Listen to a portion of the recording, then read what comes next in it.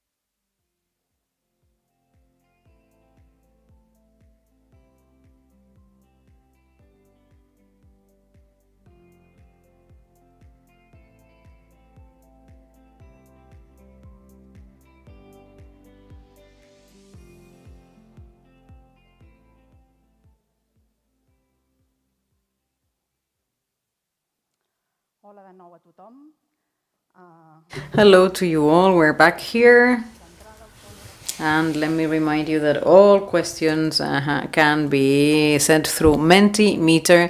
The website is menti.co.com, and you will have to key in a code 939039, and here you can ask your questions and add your comments. And now we would like to welcome Vanessa Baliño. She is the head of cabinet of the Barcelona City Council's housing department. She will tell us about more alliances, and in this case, her presentation is called the City Council's Alliance with Social and Cooperative Housing Entities. Thank you very much. You have the floor, Vanessa.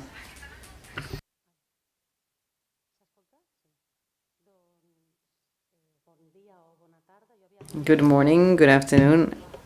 This is the presentation that I had prepared for you. I've been asked to speak for 15 minutes and tell you about this other strategy that we have to extend to increase the affordable housing stock, which is the Public Community Alliance, and this mechanism that we signed last November.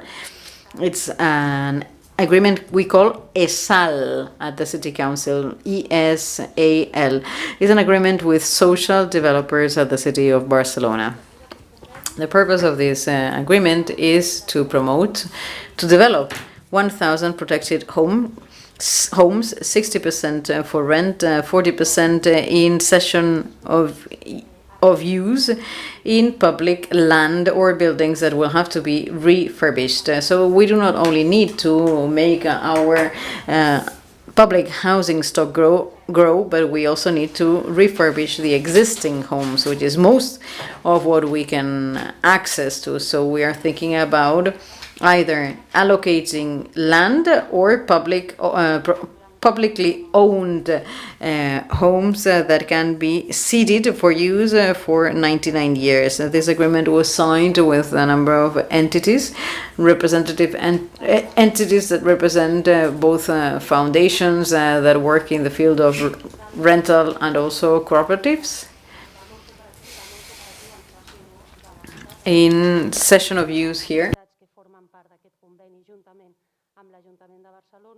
the City Council of Barcelona, and this this map is outdated because this only includes the developments and buildings that were made available at the time this agreement was signed. That agreement on the day it was signed had already received some land and some buildings, and the interesting thing to see is that we currently have more developments, more buildings which have been made available to the agreement. The agreement, I don't think we need to look into why it is justified. There is a clear need to increase the affordable protected housing stock. The fact that this extension is a priority for the Barcelona municipal government. It's not only a priority but also a general interest common good service which can be provided directly or indirectly, and as we are social developers we can do that directly because the Catalan law allows for it. The fact of choosing the right of soil is essential here. So the soil is ceded, it's leased, but but we continue to keep the ownership. That was important to accelerate the processes of refurbishment and renovation to have more affordable housing. And this is important. This agreement we are submitting today, it was signed a year ago, but this is a strategy that has been called. This is a long, it dates for many, it has a background. It could have not been done without the long-standing experience of some private cooperative organizations, social organizations which have been working on the rent for many years. This agreement started to be discussed in 2015 with the strengthening of the social housing council. For those who are not in Barcelona, this is a really nice picture because it shows the social housing council of Barcelona. That's where the highest body where policies are drafted and decided, and through a working group which is called the Board for Cooperative Housing, created in 2015, they started to draft this new model for cooperative housing that is then developed in one part of the agreement. It was very difficult to mention all the moments that have all the stepping stones in this process, but this is not like, hey, let's get together and sign an agreement and so on. No, this is the result of a very, very long process which led to lots of consensus. It was a collaboratively and collectively built for public tenders for land. One was in 2016, another one in 2018, to offer to these cooperatives public land lease, as well as another tender for social institutions for rent, and a final tender which was done by selling surface rights and or leasehold estates. This is presided over by the housing councillor as well as by the Commissioner of Social and Solidarity Economy. This is one of the first panels. This is one of the first pictures. Many people were there. This we could all sit in this table, the cooperative housing table, but now there's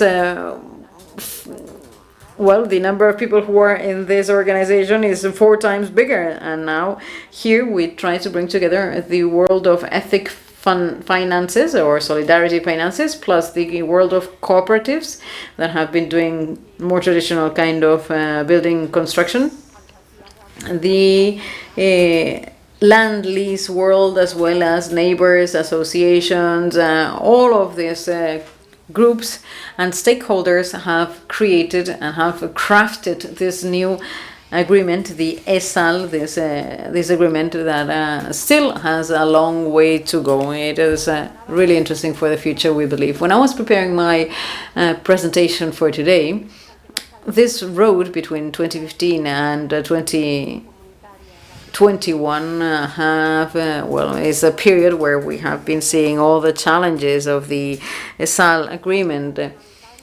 And throughout this time, we've been able to overcome all the constraints and all the hurdles that we saw in the public tenders for land that were done before. And I wanted to summarize them. It has to do with how we can accelerate the construction process so that we are on par with the emergency of current needs. How can we translate this model to make it more affordable, especially for cooperative housing? How can we make these cooperatives not only for those who have time, the means, and very deep knowledge to participate on them? Another challenge is to see how this agreement was useful to promote the social economy and the productive sector, which needs so much of this. Because our construction sector needs also to work, but how could it also provide for new models of coexistence? This agreement intends to promote new models of coexistence, social coexistence. Another challenge was transparency and synergies, in the sense that housing policies had been done behind closed doors, and we wanted to turn them into a structural line of work. That's why we have the housing rights plan, which was done with lots of participation and many sessions carried out in the different boroughs and districts. This is the body which defines how much new buildings need to be erected, how much social participation, which was one of the big constraints or challenges for housing policies, and it talks about the synergies, it establishes synergies, because we come from a world where the public sector has been working within the public sector. Cooperatives, land lease cooperatives have been working by themselves, and developers, social developers have been working among themselves. However, this new agreement wants to mix them all in the same project, all the different stakeholders as well as the developers, because this is what will enrich the public housing stock. We're learning from cooperatives as well as land lease cooperatives, because they are really energetic, but they can also learn from those who have been building homes for so many years. And then the climate emergency, another big priority that housing cannot turn a blind eye on, because the housing or the construction sector is one of the great emitters and the great drivers for climate change. So let me just give a few hints for public managers, for those who come from far apart, to see how we are facing the challenges, how we are facing these channels and this cosmovision that this agreement wants to combine. There's no public tendering, so the different entities from each sector choose the best project, and there's an appointment board made up by the public authorities. This is like our own AVS, as it is called here.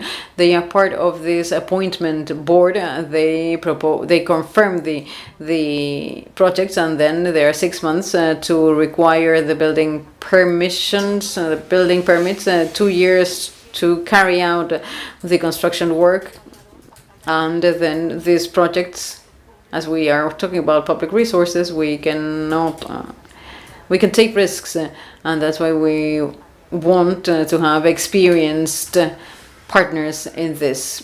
If there's anything that was really controversial in the board for cooperative housing, was access to funding.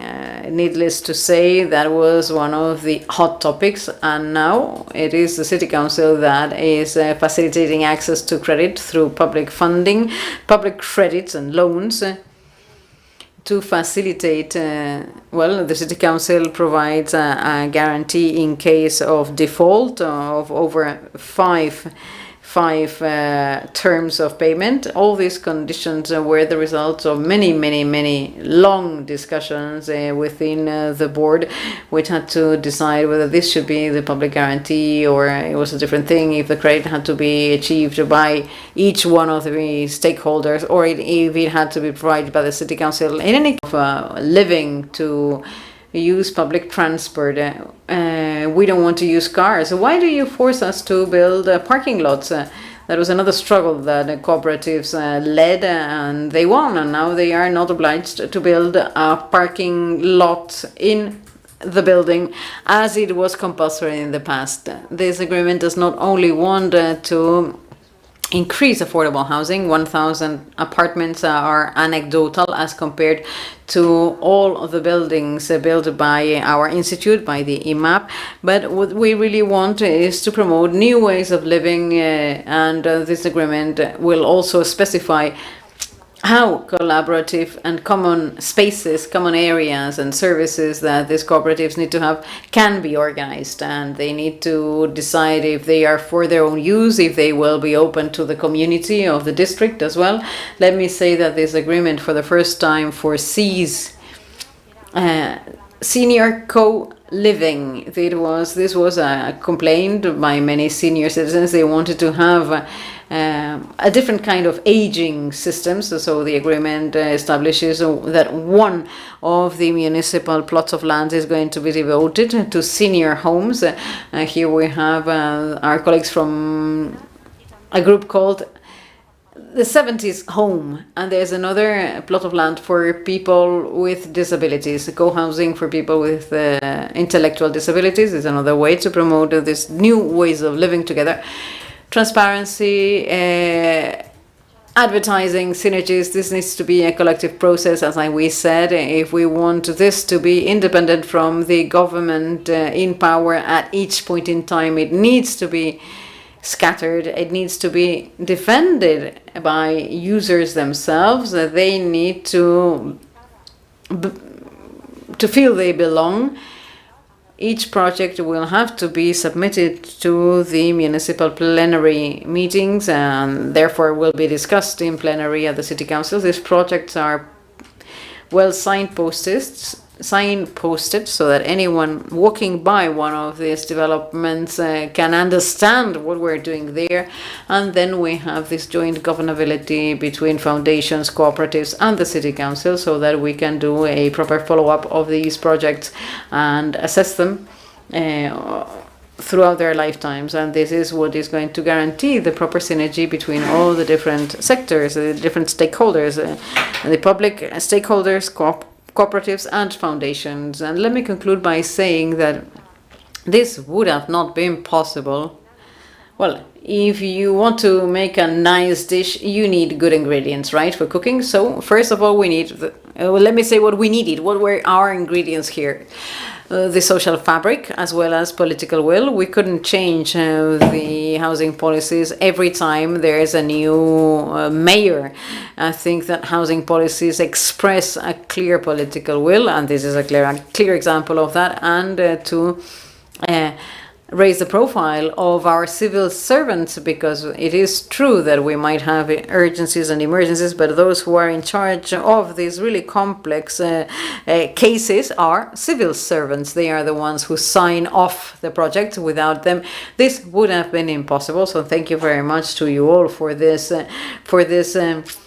cooking together in these 4 land tendering projects. This is what allowed for the agreement, the ESAL agreement, to see the light. Now we have a social operator. That was one of the main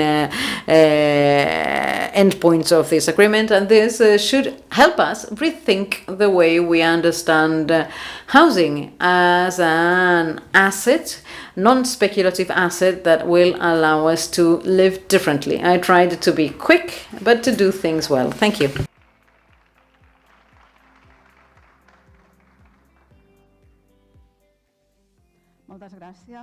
Thank you very much, Vanessa Valiño. You will be at the next panel discussion But anyway, thank you very much for presenting this general overview. It's not possible to move forward without the social fabric. That was the message, and we saw the pictures and the different collaborations. So it's been very, very clear. Thank you very much, and we'll proceed on to the next panel discussion. Thank you.